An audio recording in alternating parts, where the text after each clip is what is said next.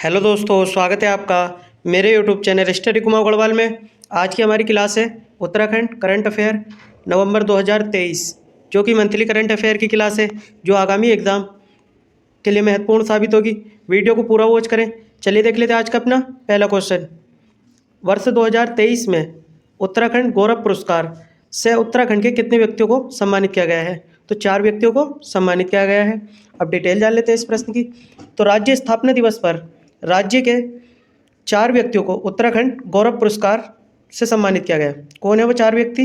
Detail जान लेते हैं। तो बसंती बिष्ट जो कि जागर गायिका हैं, और इनका संबंध किस जिले से है? तो चमोली जनपद से है। और इन्हें पद्मश्री कब मिला था?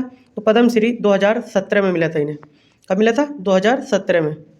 अब बात कर लेते हैं दूसरी महिला, तो डॉक्टर माधुरी बर्तवाल, जो कि एक लोक गायिका हैं। माधुरी बर्तवाल जो कि लोक गायिका हैं, और इन्हें पद्मश्री कब मिला? तो 2022 में मिला इन्हें, 2022 में।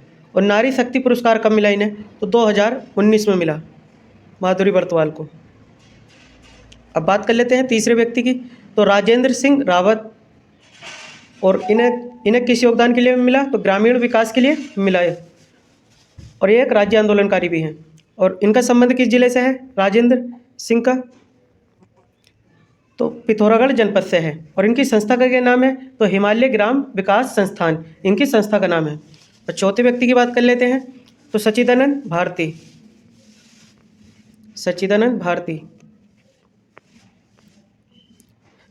भारती को मिला। ये एक पर्यावरणविद हैं, और कहाँ के रहने वाले हैं? ऊपरेखाल पौड़ी गढ़वाल के रहने वाले हैं ये।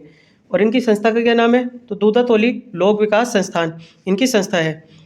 अब बात कर लेते हैं, इन्हें इंदिरा गांधी पर्यावरण पुरस्कार कब मिला? तो 2011 में मिला। चलिए बढ़ते हैं अपने नेक्स्ट प्रश्न की ओर। हाल ही में अंतर्राष्ट्रीय एक्रो फेस्टिवल का आयोजन कहाँ किया जा रहा है? तो टिहरी जनपद में किया जा रहा है। और कब से कब तक किया जाएगा इसका आयोजन? तो 24 से 28 नवंबर तक इसका आयोजन किया जाएगा। आयोजन स्थान की बात कर लेते हैं, कहाँ पर होगा? तो प्रतापनगर कोटी कॉलोनी टिहरी गढ़वाल में इसका आयोजन किया जाएगा। एक्रो फेस्टिवल का क्या अर्थ है? तो एक्रो फेस्टिवल जो है, ये भारत का पहला अंतर्राष्ट्रीय हवाई कलाबाज शो है। और इसको आयोजक कराने वाली संस्था कौन सी है? तो आयोजक कराने वाली संस्था है उत्तराखंड पर्यटन विकास परिषद, इसको आयोजक कराने वाली संस्था है। हाल ही में मुख्यमंत्री मत्स्य संपदा योजना को किस राज्य ने मंजूरी दी है? तो उत्तराखंड राज्य ने मंजूरी दी है। अब डिटेल जान लेते हैं इस प्रश्न की। तो इसका उद्देश्य क्या है? तो मछली पालन को बढ़ावा देने हेतु सब्सिडी प्रदान करना, जिसमें 5% सब्सिडी प्रदान की जाएगी, और 3% जो सब्सिडी है वो राज्य सरकार, और 2% सब्सिडी केंद्र सरकार। और इसकी अवधि कितनी होगी? तो 5 साल इसकी अवधि होगी।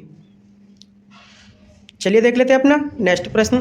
हाल ही में उत्तराखंड हाई कोर्ट की प्रथम महिला मुख्य न्यायाधीश किसे नियुक्त किया गया? तो रितु बाहरी जी को नियुक्त किया गया। अब रितु बाहरी जी के बारे में जान लेते हैं। ये पंजाब और हरियाणा हाई कोर्ट के भी मुख्य न्यायाधीश रह चुकी हैं। चलिए देख लेते हैं अपना नेक्स्ट प्रश्न। हाल ही में मुख्यमंत्री कन्या सामूहिक विवाह योजना व उत्तराखंड महिला नीति लागू करने की घोषणा कब की गई? तो ये राज्य स्थापना दिवस पर 9 नवंबर 2023 को की गई। अब डिटेल जान लेते हैं इस प्रश्न की। तो राज्य स्थापना दिवस के अवसर पर ही माननीय मुख्यमंत्री पुष्कर सिंह धामी द्वारा जल्द ही महिला नीति लागू करने की घोषणा की गई, तथा ज़रूरतमंद परिवारों के लिए मुख्यमंत्री कन्या सामूहिक विवाह योजना की घोषणा की। चलिए बढ़ते अपने अगले प्रश्न की ओर। उत्तराखंड सरकार उत्तराखंड को 2025 तक ड्रग्स फ्री बनाने के लिए कौन सा अभियान शुरू किया? तो नशा मुक्त ग्राम नशा मुक्त शहर अभियान शुरू किया गया। और ये कब किया गया यह अभियान शुरू? तो राज्य स्थापना दिवस के अवसर पर ही 9 नवंबर 2023 को।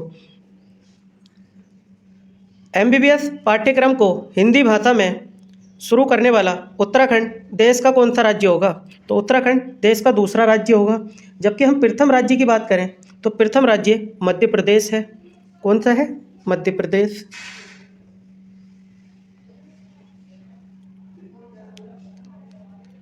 उत्तराखंड का नया डीजीपी यानी कि पुलिस महानिदेशक किसे बनाया गया?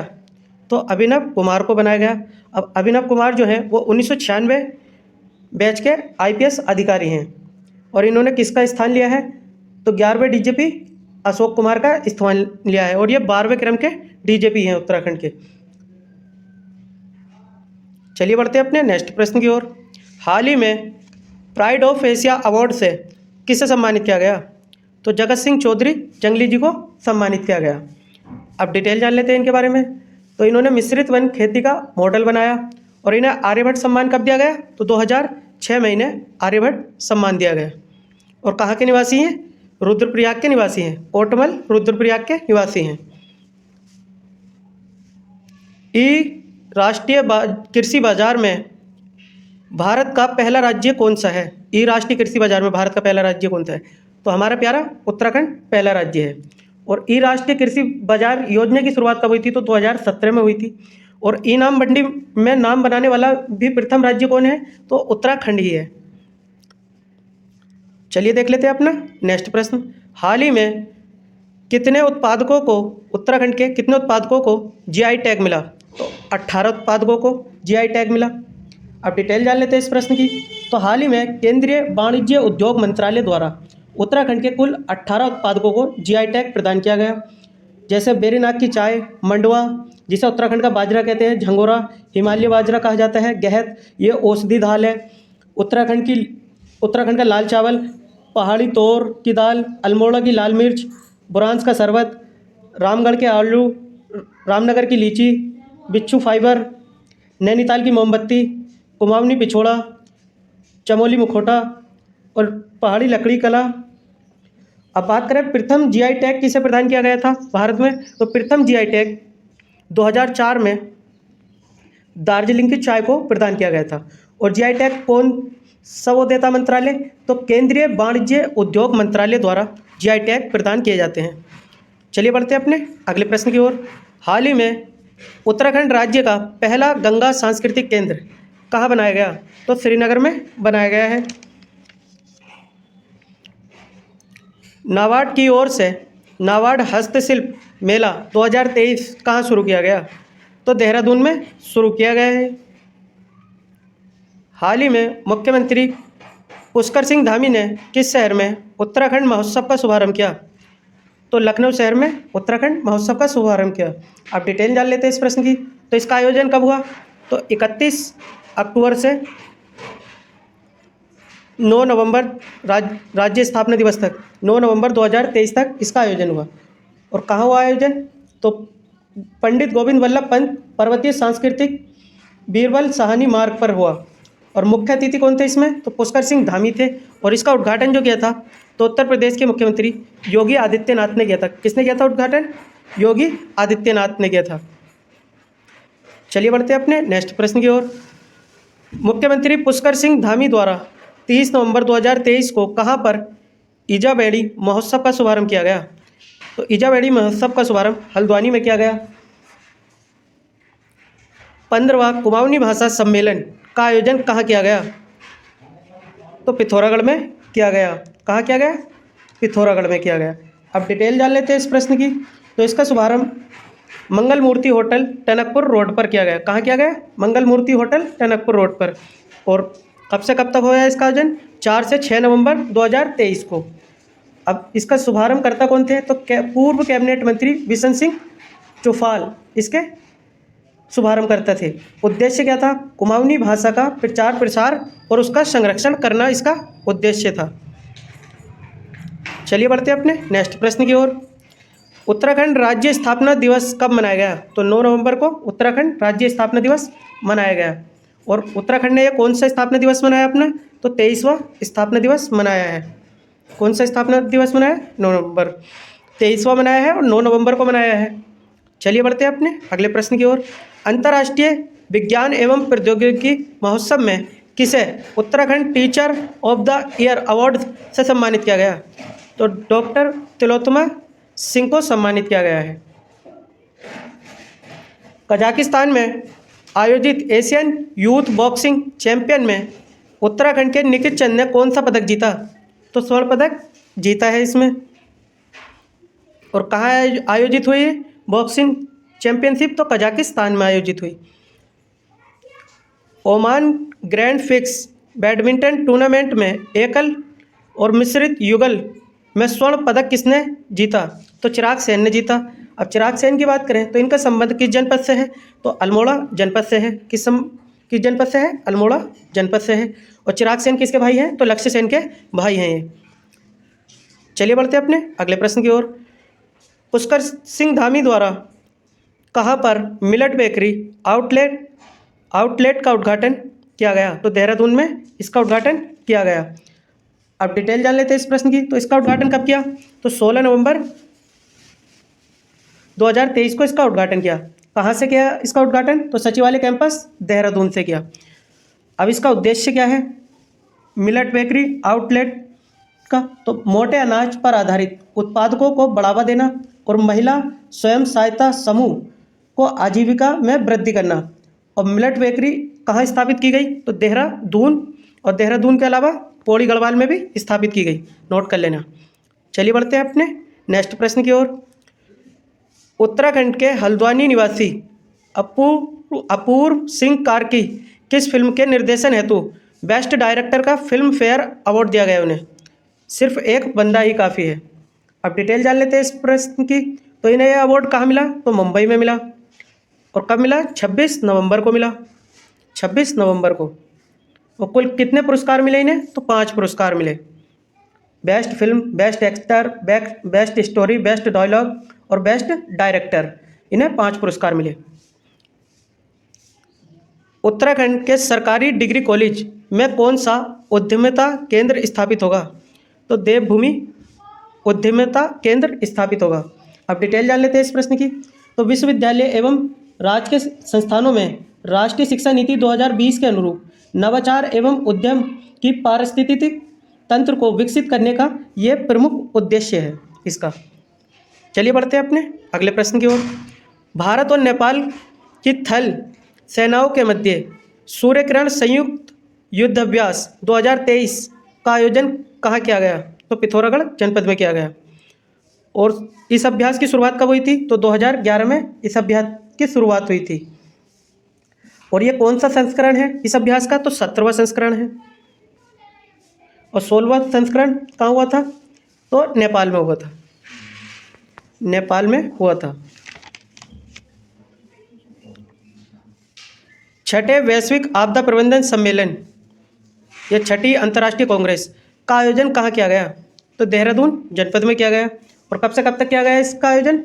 28 नवंबर से 1 दिसंबर 2023 को। और इसका ब्रांड एम्बेसडर किसे बनाया गया था? तो अमिताभ बच्चन जी को इसका ब्रांड एम्बेसडर बनाया गया था। उत्तराखंड के किस युवा बाल साहित्यकार को राष्ट्रीय युवा बाल पुरस्कार से सम्मानित किया गया? तो ललित शौर्य जी को सम्मानित किया गया।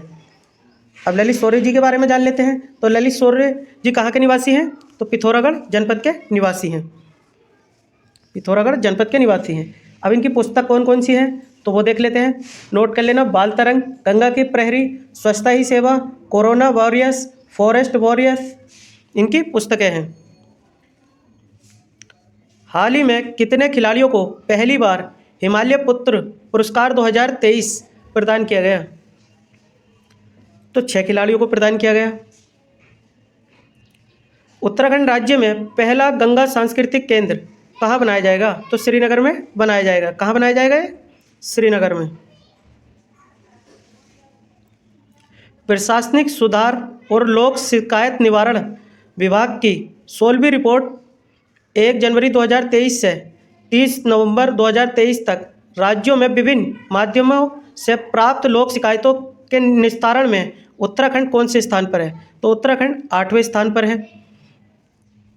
कौन से स्थान पर है उत्तराखंड? 8वें स्थान पर है। और प्रथम स्थान की बात कर लेते हैं। तो प्रथम स्थान तेलंगाना राज्य का है। किसका है?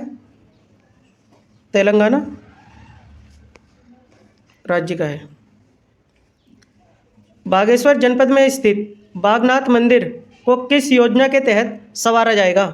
तो प्रसाद योजना के तहत संवारा जाएगा। और केंद्रीय मंत्रालय प्रसाद योजना के तहत ही इसे संवारा जाएगा, यानी केंद्रीय मंत्रालय द्वारा। चलिए बढ़ते हैं अपने नेक्स्ट प्रश्न की ओर। मानसखंड मंदिर माला मिशन का संबंध किससे है?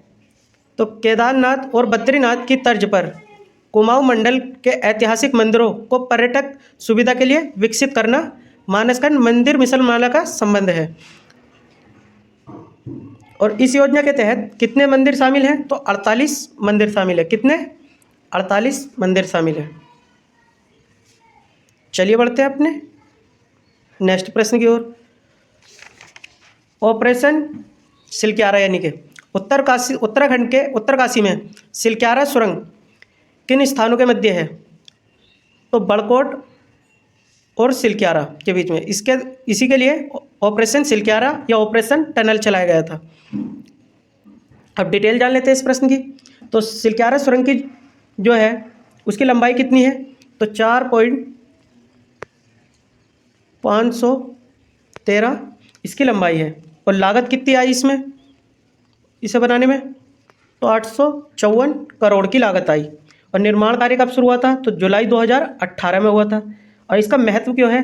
तो गंगोत्री यमुनोत्री मार्ग को जोड़ने वाला ये महत्वपूर्ण मार्ग है। और उत्तराखंड के, अब इसके बारे में डिटेल जान लेते हैं। इसके लिए ही एक ऑपरेशन चलाया गया था, ऑपरेशन सिलक्यारा के लिए ऑपरेशन जिंदगी, जिसमें 41 मजदूर फंस गए थे। ये चलिए बढ़ते हैं अपने नेक्स्ट प्रश्न की ओर। उत्तराखंड में भारत के हंगर प्रोजेक्ट को निम्न में से किसने समर्थन दिया? तो नॉर्वे ने समर्थन दिया। किसने दिया समर्थन? नॉर्वे ने दिया।